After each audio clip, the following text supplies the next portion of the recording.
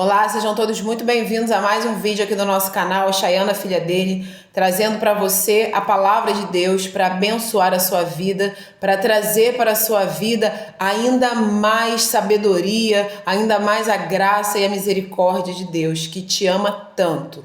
Eu quero compartilhar brevemente com vocês um versículo 2, que se encontram no livro de Tiago, no capítulo 5. Eu vou começar a ler o finalzinho do versículo 16. Presta atenção. Muito pode por sua eficácia a súplica do justo. Elias era homem semelhante a nós, sujeito aos mesmos sentimentos, e orou com instância para que não chovesse sobre a terra. E por 3 anos e 6 meses não choveu. E orou de novo, e o céu deu chuva, e a terra fez germinar seus frutos. Presta atenção nesses versículos. Primeiro nós vimos aqui que a oração do justo, ela tem muita eficácia. Depois nós vemos o exemplo de Elias, um grande homem de Deus, um grande profeta. Ele orou com instância, ele insistiu, ele foi determinado, convicto, com fé. E por 3 anos e meio não choveu na terra. E depois ele faz uma nova oração e chove. E a terra germina e dá os seus frutos. Na vida de todo ser humano, nós precisamos alimentar a nossa vida espiritual. Mas quando se refere ao cristão, e aqui eu não estou levantando bandeira de religião, porque ser cristão não é ser religioso. Ser cristão é ser servo do Senhor Jesus Cristo. Não apenas crer. O cristão é aquele que creu, aceitou a Jesus como seu único Senhor, não precisa de outros. Entregou a sua vida a Ele. Esse é o cristão. Na vida do cristão, nós precisamos entender que é muito importante levar a sério a fé e a oração. Sem fé, nós não conseguimos agradar a Deus. Isso é bíblico, está escrito. Sem fé é impossível agradar a Deus. Hebreus 11, versículo 2, se eu não me engano. E a oração é a nossa conversa com Deus, conversa diária, conversa constante. É a nossa comunhão íntima e profunda com o Senhor. Nós até temos momentos de oração coletiva com a nossa família, amigos, pessoal do escritório, a nossa igreja, mas isso não pode de maneira nenhuma substituir a sua oração no íntimo, no pessoal, no secreto, só você e Deus e ninguém mais. Ali é onde você se derrama, onde você chora, você se humilha, você conta coisas que você não tem nem coragem de compartilhar com pessoas próximas. Você confessa ao Senhor os seus mais profundos pecados. Não abra mão desse momento. O texto nos mostra que a oração do justo não é aquela pessoa que sempre faz o que é justo e nunca comete pecados, nem erros, nem equívocos. Essa pessoa não existe. Para aproveitar esse assunto, essa pessoa não existe. Todos nós cometemos erros, equívocos e pecados, inclusive o cristão.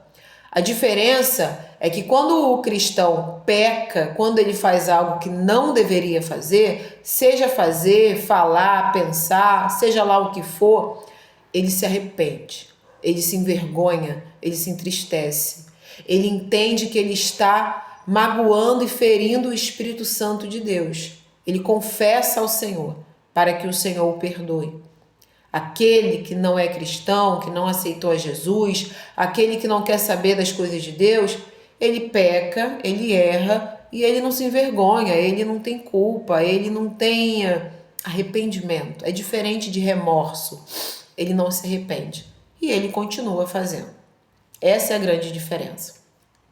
Nós precisamos entender que a nossa vida depende de oração diária, constante, aquela oração que você de fato se derrama diante de Deus. Muitas vezes nós entramos no automático. Você acorda, obrigada Senhor, você vai comer Obrigada, meu Deus, por essa comida, em nome de Jesus, amém. Você vai dormir, Senhor, guarda minha família, guarda a nossa noite, em nome de Jesus, amém. Você entra no automático, é um copia e cola. Quando você para perceber, todos os dias você faz a mesma oração, e eu preciso te dizer, aí já não é oração, aí já virou reza. Palavras repetitivas. A oração é uma conversa. E eu já falei aqui e vou repetir o exemplo.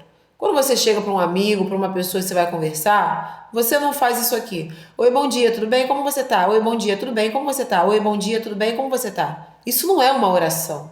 Isso é uma reza. Você está ali praticamente num mantra, num momento que honestamente fica desconexo. A oração ela não consiste nisso. Aliás, Jesus vai nos dar um modelo que não significa que devamos todas as vezes repetir aquela famosa oração do Pai Nosso, que é muito deturpada por aí, infelizmente. Jesus deu um modelo de coisas que precisam estar contidas na nossa oração, como a gratidão a Deus, reconhecer que o Senhor é Deus e soberano, orar pelas outras pessoas, tendo a nossa fé sempre apontada para o nosso Senhor. Nós falamos há alguns vídeos atrás, acho até que foi no vídeo anterior, um pouco a respeito também da fé. Enquanto você estiver orando, é necessário que você creia que o Senhor ouviu e você já foi atendido. E o fato de você já ter sido atendido naquela oração não necessariamente significa que Deus vai fazer exatamente como você pediu. Significa que você já foi atendido. Significa que o Senhor fará o melhor para você mediante aquilo que você está pedindo. Porque às vezes um filho pede um canivete. Ele achou lindo o canivete que ele viu na vitrine da loja e ele pede um canivete. Mas você sabe que seu filho não tem idade nem maturidade para ter aquilo. Você vai dar? Então, dentro daquilo que ele imagina que ele vai poder fazer com o canivete, você vai adequar aquilo que você vai dar para o seu filho.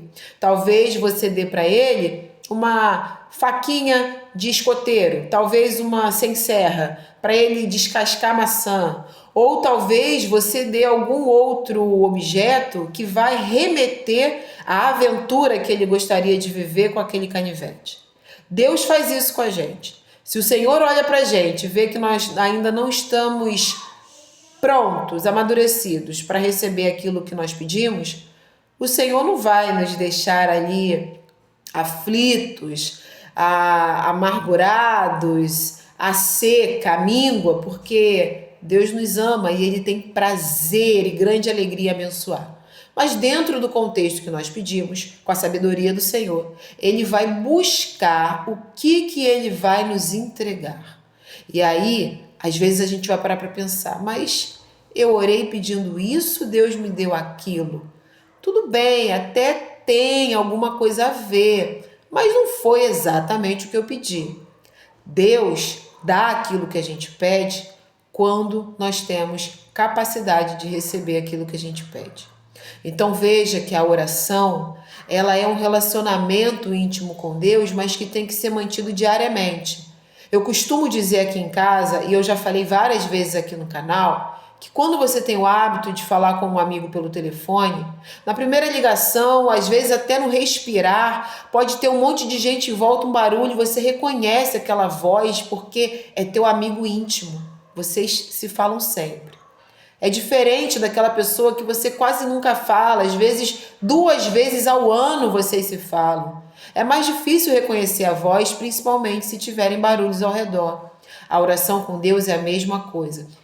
Quanto mais intimidade você tem com o Senhor, mais fácil fica de você discernir qual é a voz de Deus, principalmente no mundo em que vivemos, com tantas vozes, tanto barulho, com o inimigo tentando nos confundir, falando coisas ao nosso ouvido que muitas vezes a gente se questiona. Será a voz de Deus? Será o meu próprio pensamento? Ou será que é o diabo?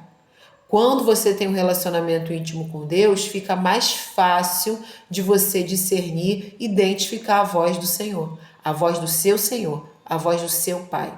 Então, para finalizar aqui, O texto nos mostra que Elias era um homem igual a nós. Ele era um homem sujeito aos mesmos sentimentos. Isso é tão importante de fixar na nossa mente, porque às vezes a gente quer justificar a nossa fé imatura com a fé de uma outra pessoa. Não, mas ele era profeta. Não, mas o outro é um pastor. Não, mas o outro já está há 50 anos convertido. Eu vou dizer uma coisa para você. O que faz você ser íntimo de Deus e o que faz a sua fé ser madura não é se você é profeta, não é se você é pastor e não é o seu tempo de conversão. É a busca incessante, ininterrupta e que você tem para ter um relacionamento íntimo com Deus. Quanto mais você busca se relacionar com o Senhor, mais íntimo você se torna de Deus. E mais a tua fé se torna madura. E uma fé madura transforma a realidade, o cenário, a situação mais complexa que você pode estar vivendo. Foi pela palavra que Deus criou todas as coisas. Foi pela palavra que o Senhor criou tudo aquilo que não existia. Daquilo que não se vê, foi feito tudo aquilo que nós hoje podemos ver e contemplar. A palavra de Deus nos diz no livro de Hebreus, lá no final da Bíblia, no capítulo 11, o primeiro versículo diz: ora, a fé é a certeza daquilo que esperamos, é a convicção de fatos que não vemos. Ou eu inverti. A fé é a certeza daquilo que esperamos e a convicção de fatos que não vemos. Se eu não invertir, é isso que está escrito. De tanto eu repetir o versículo, talvez eu tenha invertido. Mas a fé é uma certeza, não é uma dúvida. A fé é uma convicção. Sabe quando você tem convicção e nada te faz mudar? A dúvida não consegue penetrar. A fé precisa ser madura. E a oração de um justo, aquele que foi justificado pelo sangue de Jesus, a oração de um crente, a oração de um filho, de uma filha de Deus, tem uma tremenda eficácia. A oração do povo de Deus, a oração daquele que tem um relacionamento íntimo com Deus, é uma oração diferenciada. É uma oração que rompe os céus e ela alcança sim os ouvidos de Deus. Quantas orações nós fizemos sem fé que nem passaram do teto do nosso quarto. Nós precisamos entender que a fé é o combustível que vai lançar a nossa oração aos ouvidos de Deus. Por isso, entenda, Elias orou de maneira fervorosa e não choveu 3 anos e 6 meses. Ele orou para que não chovesse e, gente, não choveu, não chuviscou, não teve uma gota de orvalho. 3 anos e meio é muito tempo. Depois ele orou novamente para que chovesse e dessa vez choveu. Pela fé, Elias fez o impossível acontecer. E quando eu digo que ele fez, eu me refiro à fé. A fé dele foi usada para que ele fosse instrumentalizado por Deus. Às vezes a gente quer que Deus faça coisas sobrenaturais na nossa vida. O Senhor até quer fazer, porque Ele quer nos dar uma vida extraordinária para viver. Mas nós somos participantes disso. Nós somos instrumentos na mão de Deus e a gente precisa entender isso. Como o Senhor vai fazer o extraordinário na sua vida se a sua fé continua no ordinário? Ela não cresce, não amadurece, não evolui, não prospera, não frutifica. Tenha fé, não nos homens. Tenha fé não apenas na sua própria força. Tenha fé em Deus. Tenha fé naquele que te fez, naquele que tem nas mãos a tua vida e a tua morte. Ore com fé, assim como Elias orou. Mesmo que o motivo pelo qual você esteja orando, para o ser humano, seja impossível de acontecer. Deus é especialista em coisas impossíveis. Que Deus te abençoe e até o próximo vídeo.